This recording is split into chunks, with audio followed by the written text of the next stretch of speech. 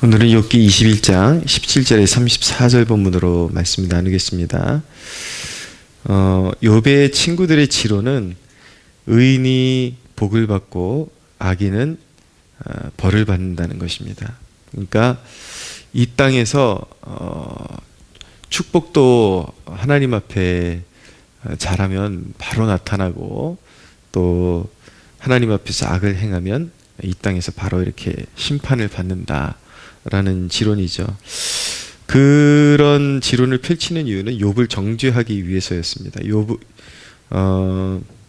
욥이 지금 죄값을 받는 것이니까 돌이키면 이제 하나님께로부터 복을 받게 될 것이다 라고 그렇게 욥을 정죄하기 위해서 이제 그런 지론을 계속 펼쳐가고 있는 것입니다.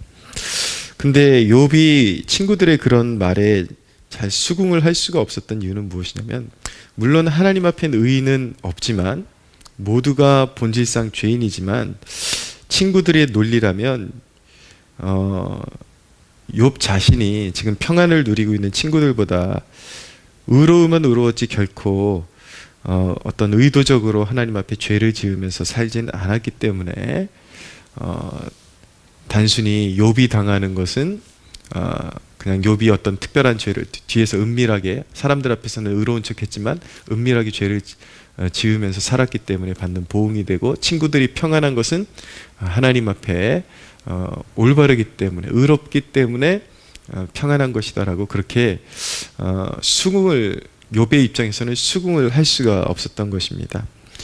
오늘 본문을 보면 욥은 오히려 친구들보다 악인들의 가는 길에 대해서 더 예리한 통찰을 가졌다고 볼 수가 있는데, 욥이 말한 바 악인들이 걸어가는 길이 다양한 루트가 있을 수 있다라는 것을 주장하고 있는 것입니다. 그 한 가지는 무엇이냐면, 악인들의 악행은 말 그대로 친구들의 지론대로 이 땅에서 바로 보응이 나타날 수 있다, 하나님의 심판이 임할 수 있다라는 것을 주장하는 것입니다. 17절 이하에 보면, 악인의 등불이 꺼짐과 재앙이 그들에게 닥침과 하나님이 진노하사 그들을 곤고하게 하심이 몇 번인가, 그들이 바람 앞에 검불같이 폭풍에 날려가는 겨같이 되었도다. 분명한 것은 이 땅에서도 하나님 앞에 악인들이 하나님의 진노를 그들이 악을 범한 직후에, 또는 조금 이제 머지않아서 분명히 보응을 받게 된다는 것입니다. 그러나 사람들이 잊고 있는 사실인데, 또 한 가지 경우의 수가 있을 수 있다는 것을 자꾸 망각하는데, 어떤 악인들은 끝까지 잘 될 것이라는 것입니다. 23절 이하에 보면, 어떤 사람은 죽도록 기운이 충실하여 안전하며 평안하고 그의 그릇에는 젖이 가득하며 그의 골수는 윤택하다라고 말씀하고 있는 것입니다. 끝까지 잘 될 것이다. 이 땅에서 그 보응이 바로바로 임하는 케이스만 있는 것은 아니다라는 것입니다. 그래서 이 땅에서 잘 된다고 해서 그 사람이 하나님 앞에 무조건 의인이라고 믿고, 반대로 또한 이 땅에서 잘 못 된다고 해서 그 사람이 무조건 하나님 앞에서 악인이다라고 그렇게 속단하거나 완전히 결론을 내릴 수만은 없다라는 것이죠. 근데 분명한 것은 무엇이냐면, 이 땅에서 속히 심판에 임하나, 아니면 이 땅에서 아무리 악을 범해도 특별히 어떤 경우에는 아주 극악한 독재자나 극단적인 그런 범죄자들이 오히려 더 이 땅에서는 잘 되고 그들의 재산이 계속해서 불어가는 경우들이 분명히 있다는 것입니다. 근데 그럼에도 불구하고 진리는 무엇인가? 그들이 앞서거니 뒤서거니 하는 것이지만 분명히 그들 모두가 하나님의 심판대 앞에 서게 된다.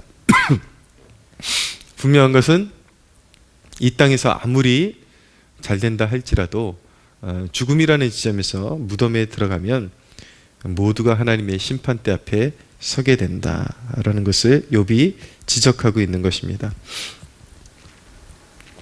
그래서 많은 사람들이 그 악인들이 이 땅에서 형통하는 모습을 보고 하나님을 경외하는 것보다 오히려 저렇게 살아도 지장이 없구나라는 그런 안도감을 느끼고 그들처럼 살아도 되는 줄 알고 많은 이들이 줄을 서게 될 것이다.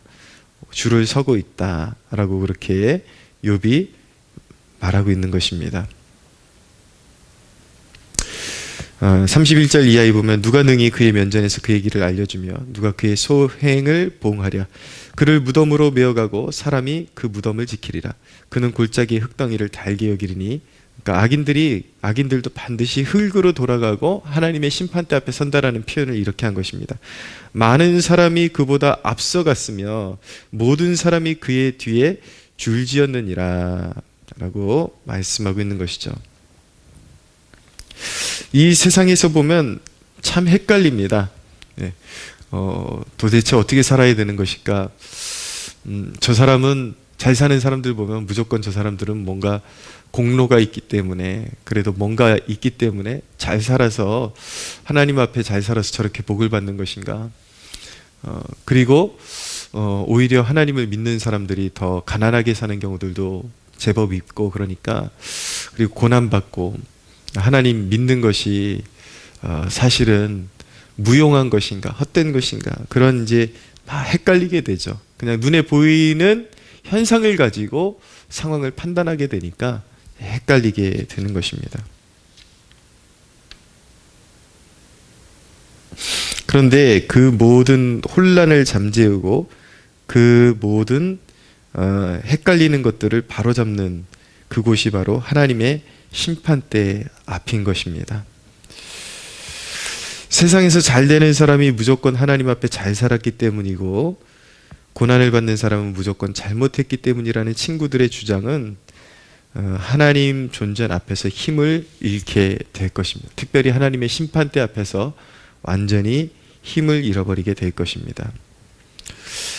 첫째로 심판대는 매우 두려운 것입니다. 그것은 사람의 헛된 자부심을 박살내고야 말 것입니다.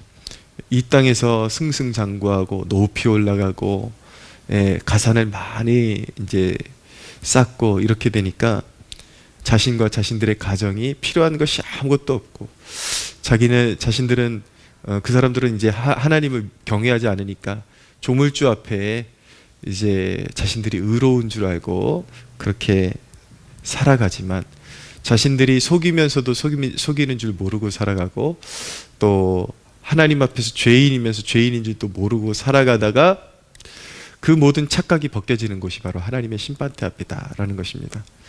자신들은 완전히 그냥 망각세계에 살다가 하나님 앞에서 의로운 줄 알고 살다가 이제 하나님의 심판대 앞에 가게 되면 이제 자신들이 얼마나 하나님 앞에 오만했고 악을 범했고 하나님을 경외할 줄 몰랐고 또 불의하게 살았는지 모든 것이 말갛게 드러나고 하나하나 바로잡히는 그 순간이 바로 하나님의 심판대 앞에 서는 순간인 것입니다.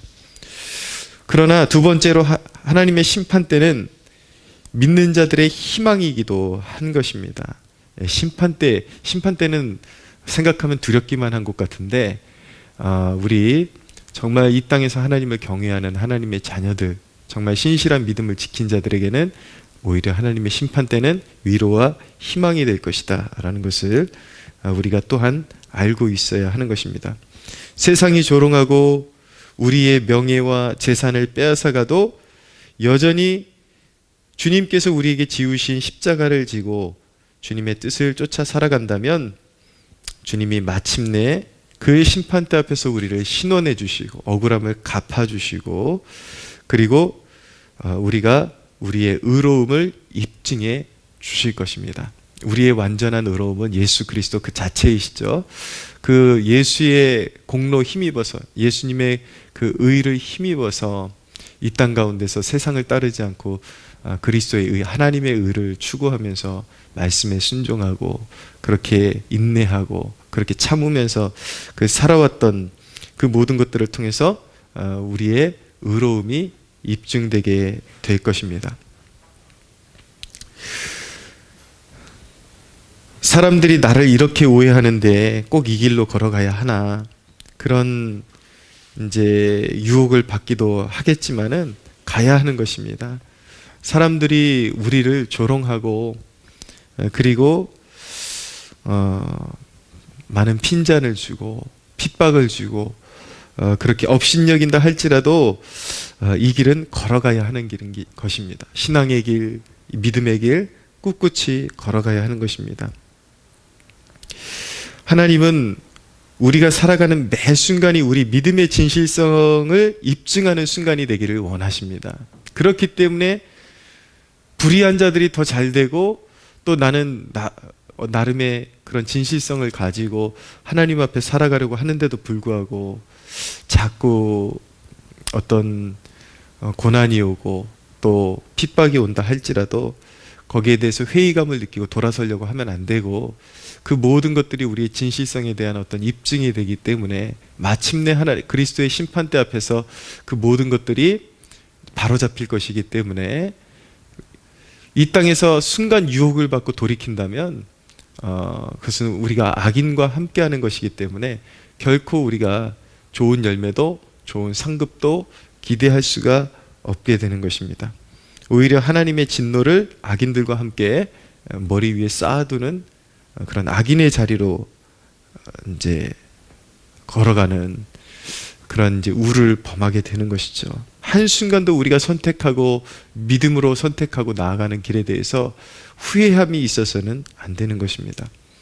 물론 우리의 그런 행실들, 우리가 지금 믿음 안에 거하고 있는지, 그리고 의도적으로 어떤 짓는 죄는 없는지, 하나님 앞에 바로 서 있는지, 하나님과의 그 관계의 연합에 금이 가지는 않았는지, 바르게 서 있는지, 이런 것들을 항상 점검해야 되지만 우리가 항상 그 진실한 믿음에서 걸어감에도 불구하고 우리 삶에 다가오는 그런 여러 가지 어려운 일에 대해서 그 어려운 일들 때문에 우리의 신앙에 회의감을 가지고 돌아서서는 절대로 안 된다. 욥의 결론을 말씀드리면 욥의 결론은 무엇입니까? 이 땅에서 의인들이 고난받는 것은 사실이지만, 그리고 이해할 수 없는 역경 가운데 역경을 통과해야 되는 것은 사실이지만 하나님께서 반드시 그 눈물을 씻어주신다라는 것이 결론이거든요. 또한 새롭게 하신다. 그들의 인생을 새롭게 하신다. 늘상 그냥 무의미해 보이는 그런 고난만 있는 것은 아닙니다.